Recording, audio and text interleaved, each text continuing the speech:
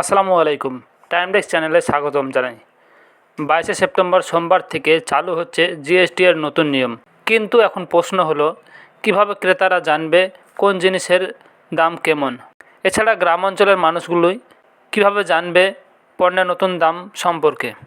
বন্ধুরা, আজকের এই ভিডিওটি সম্পূর্ণ নতুন ও তথ্যমূলক, তাই ভিডিওটি স্কিপ না করে প্রথম থেকে শেষ অবধি দেখার অনুরোধ রইল।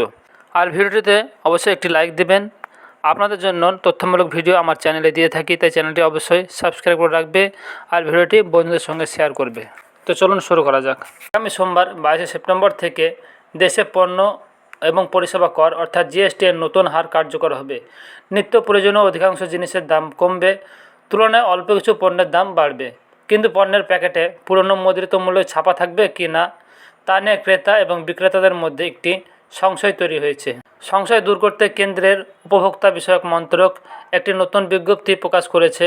ওই বিজ্ঞপ্তিতে জানানো হয়েছে, অর্থাৎ একটি প্যাকেটে দুটি দাম উল্লেখ থাকবে, একটি পুরনো দাম আর একটি নতুন দাম। সে কারণে ক্রেতাদের মুদ্রিত মূল্য ভালোভাবে খুঁটিয়ে দেখার পরামর্শ দেওয়া হচ্ছে। বিভ্রান্তি যাতে না ছড়ায় তার জন্য সব রকম মাধ্যমে ব্যবহার করে সংস্থাগুলিকে দোকানদার এবং ক্রেতাদের নতুন দাম নিয়ে অবহিত করার পরামর্শ দিচ্ছে কেন্দ্র।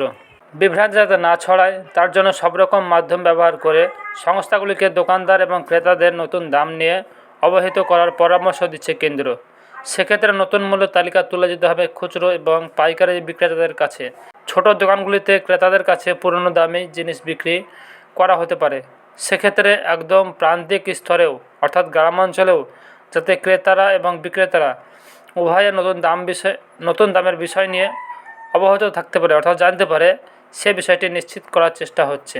নতুন বিজ্ঞপ্তিতে বলা হয়েছে, যে কোনো মাধ্যম ব্যবহার করে ক্রেতা এবং বিক্রেতাদের নতুন দাম সম্পর্কে জানিয়ে দিলেই চলবে। তো ভিডিওটি এখান থেকেই